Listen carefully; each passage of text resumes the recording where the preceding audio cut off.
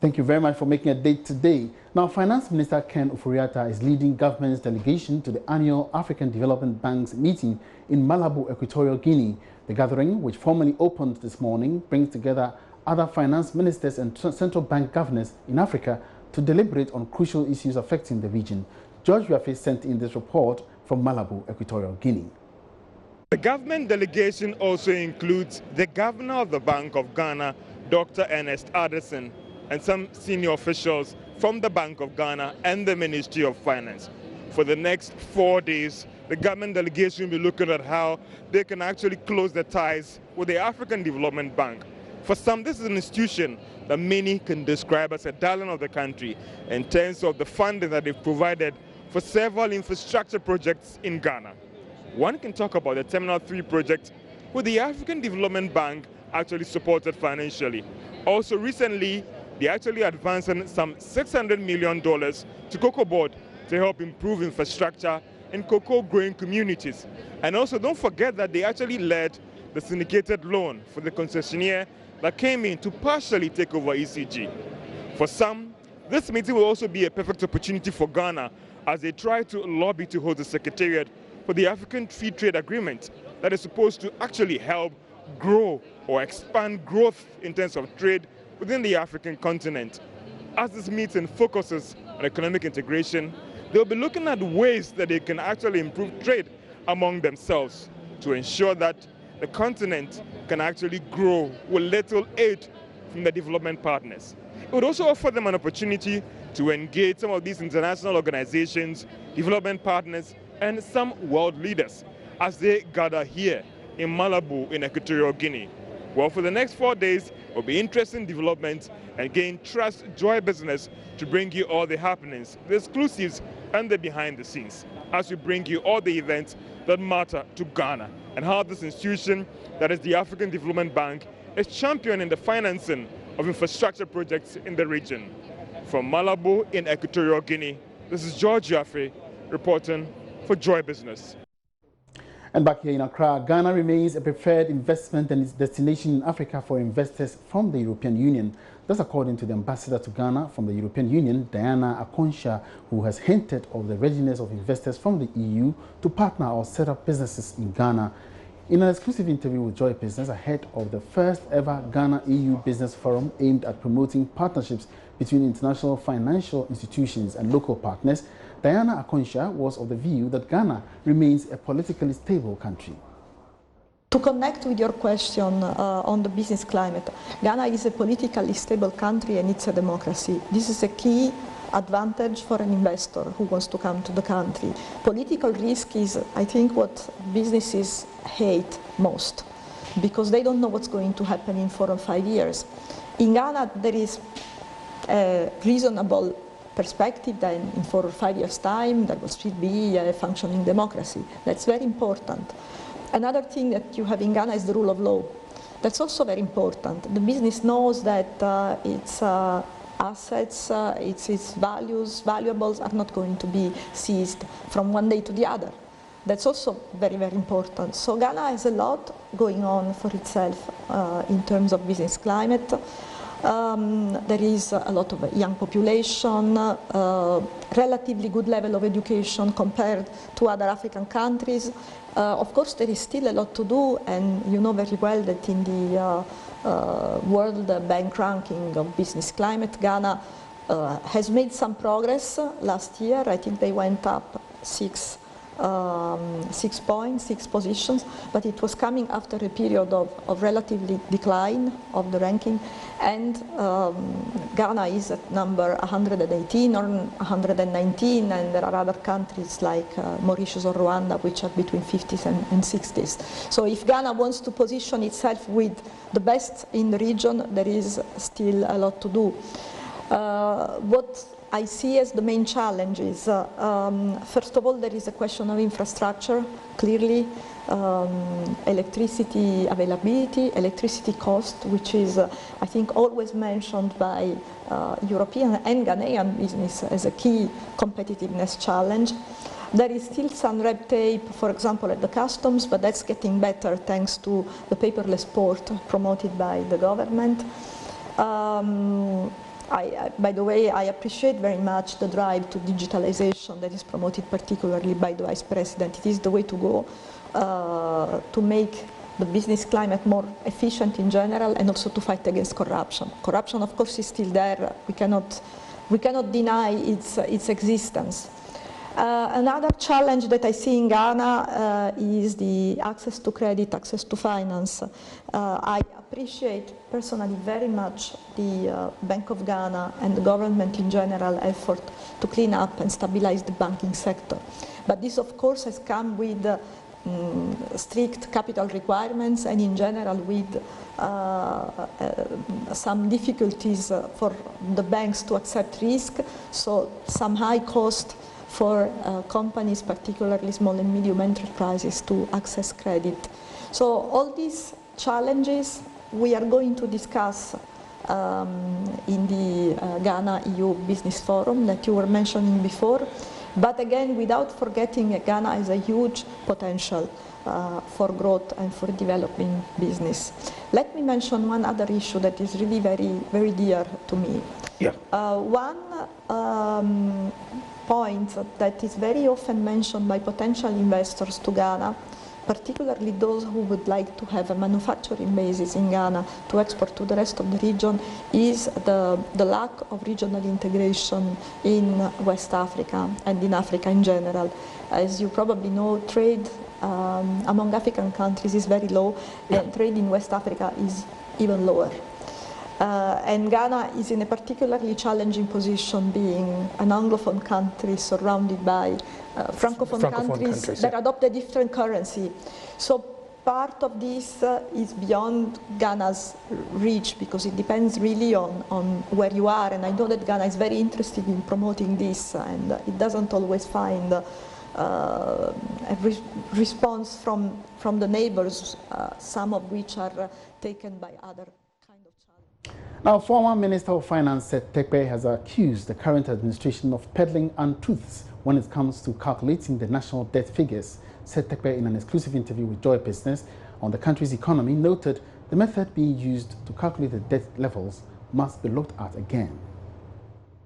Let me note, especially when you say contingent projects, you know, the Sino-Hydro, all these projects that you have referred to have not been put in there. No, let me make a very... Is that understanding I get? No, I don't want to be, also don't want to be unfair.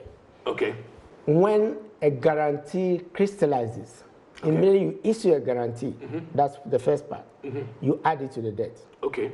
We started the initiative of creating assets like the sinking fund to set it off. Yeah. So that they know that, look, we don't just have debt, but we have money in the sinking fund for managing those debts. Yeah. So you have to set it off. We started those initiatives. Yeah. Money we put in the infrastructure fund to support, you know, investments. You can also set it off. That's what countries do, right? If you don't have those mechanisms, or if you stop funding, say, the infrastructure fund, you know, which invested in Terminal 3, which has stopped. Because remember, part of the money is the additional 2.5% which went into VAT. VAT, yeah. That has been stopped. You know, the portion of the ABFA that goes into the infrastructure fund has also been stopped. The sinking fund is not being used to do the rate of redemption that we were doing in the past. Then, whatever guarantee you issued must add to public debt, because you don't have a provision. You don't have a plan to be able to plan. Yes, to be able and that is when exactly that's when guarantees are, you know, are added to public debt. So to the extent that the documents, and that's the first part, to the extent that the documents that went to Parliament for Sino-Hydro had the state providing security. To the extent that, you remember the first time it was GATT was going to be the one that was going to underwrite, you know, but they had to go to Parliament before they could issue the bonds. To that extent, those liabilities have crystallized. So if we don't add them, then yes, the methodology is being changed. Now, there are those like payments to depositors, right, which on due date, if they are not paid, then we say it crystallizes. Those you don't have to add immediately. But when they crystallize, then you have to add. And these are the methodologies that we are saying that, you know, let's be careful that we are not changing. And this is an important fiscal rule. Fiscal rule is not just about deficits. Fiscal rules span how you calculate debt. And let me give you another example. You remember in 2017, it was at the Public Accounts Committee. End March exchange rate was used to calculate the 2016 debt, not end December. End December, okay. Is that being repeated? Because if you did it for an NDC administration, because the exchange rate depreciated, so you can imagine if we were using end March exchange rate to calculate 2018 debt. Look at the rate of. That was former Finance Minister Seth Tekpe. Now, the Securities and Exchange Commission, SEC, is cautioning the public against transacting business with investment firms Golden Empire and Loom, as the two institutions are unlicensed. According to the regulator of the money markets, the public needs to be wary of such institutions to avoid falling prey to scams. Meanwhile, the Securities and Exchange Commission has also signed a memorandum of understanding with a non-profit entity, the Chartered Institute for Securities and Investments, to enhance the country's investment and security standards. Here's the Director General of the Securities and Exchange Commission, Reverend Ubami Tete. One is that after the signing of the MOU, we're going to have the trainer session where CC will make available their resource persons to train our local trainers. Now, after that has happened, then we will move into the adoption of the CC curriculum for the market. And we believe that this we'll begin to see this roll out at the beginning of 2020. I'm saying this because we currently have some of the streams ongoing at the Ghana Stock Exchange, and they will terminate at the end of this year. So this is, if you like, a preparatory step to moving into the CC curriculum. So I'm very confident that at the beginning of 2020, we'll see a rollout of this collaboration, and then I think that would move the capacity development within the securities industry some notches higher. We have received some notice through the usual channels by which people notify us of these schemes, and we'll follow our usual due process or procedure in advising clients. But let me quickly say that it's important for investors always to ask questions, and one of the fundamental questions you should ask before you place your money with any firm is to find out what is the underlying investment, because if anybody promises you a return, and in any case we've indicated that when someone promises you a high return and tries to tell you that the return is guaranteed, it means that there is high risk involved, and you are better advised to look for the exit door. But a basic question anybody needs to ask is, what are you investing in? What are the underlying investments? Okay, because that will help you to appreciate what is being offered to you. People should move away from the habit of a friend or a relative saying that, oh, this thing is good or it is very good, because that is, one of the ways to get into something that at the end of the day you end up burning your fingers. So I'm just giving some general, piece of advice here. You're live on the marketplace. We're taking a short break here. We'll be back with more business.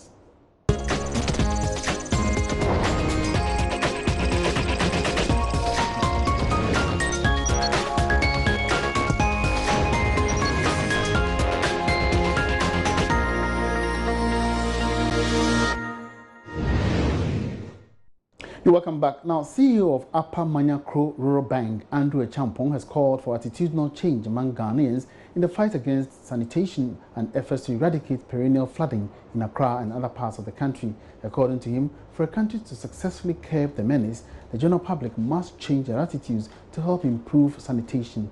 Now, Mr. Champong was speaking to my colleague in the Eastern Region, Edwin Kofi Siao, on the sidelines of an attitudinal change conference organized by Educate Ghana Summit at Aseswa in the Eastern Region.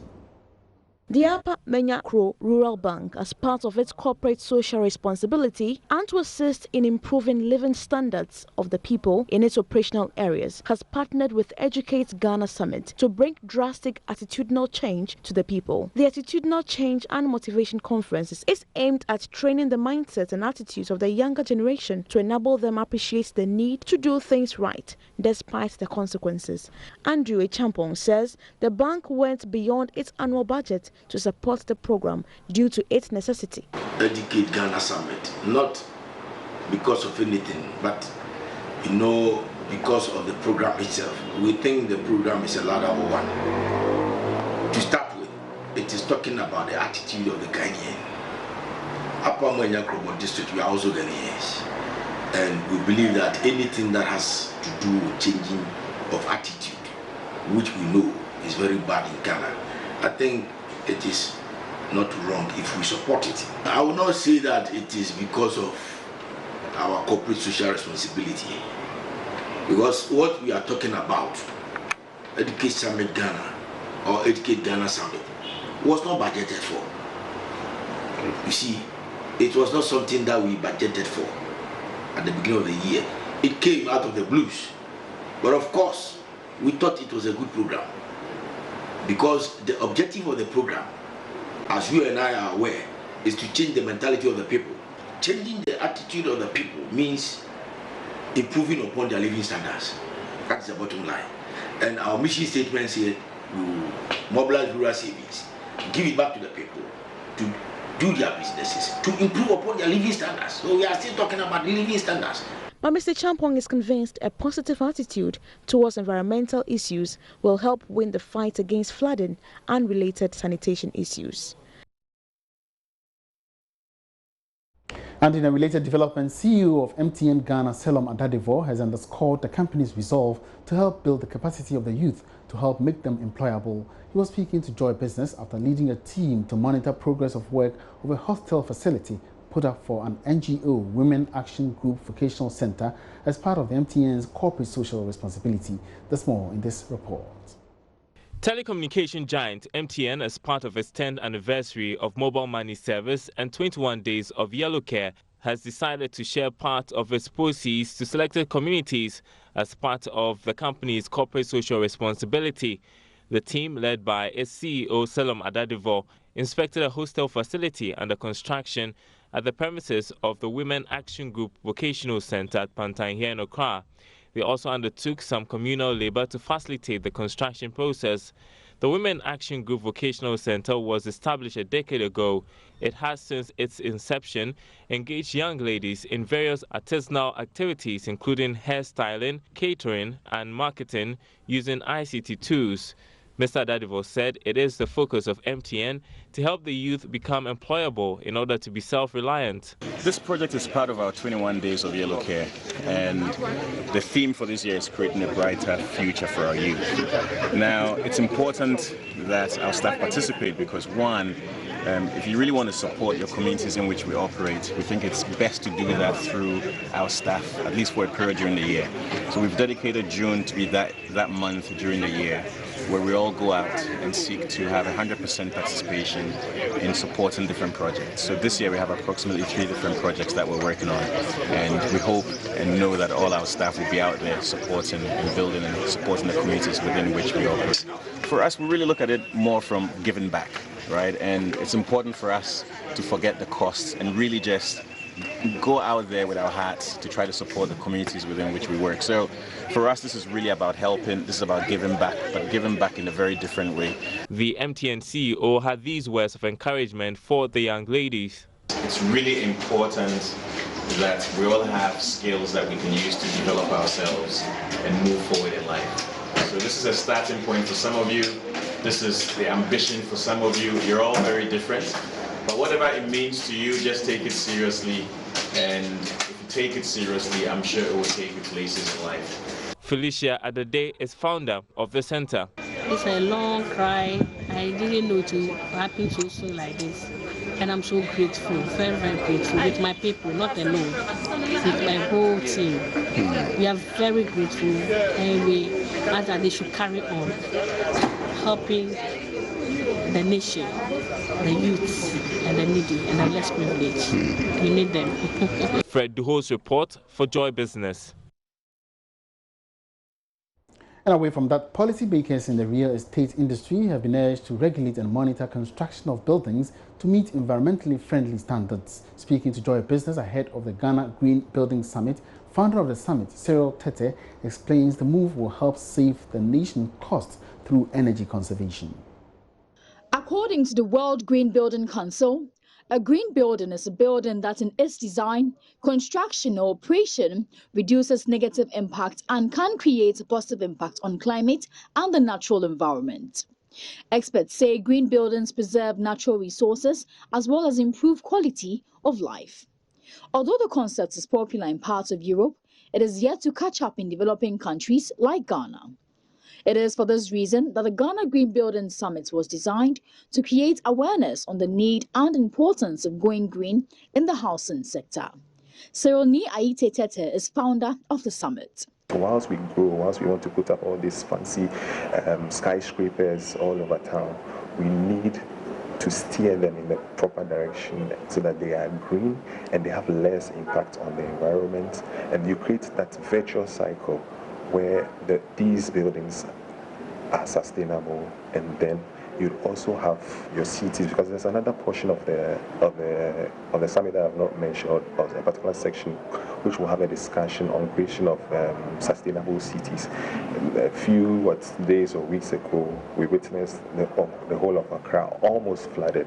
It's all because of the way we have engineered the city. Speaking on ways to make green homes affordable, architect and chief operating officer of Axerna's company, Agnes Ofoswapia, explained that commercialization of some environmentally friendly materials will be helpful. So on the market, there's not a lot of variety. Concrete is sustainable, but that's pretty much the most easy to get around here.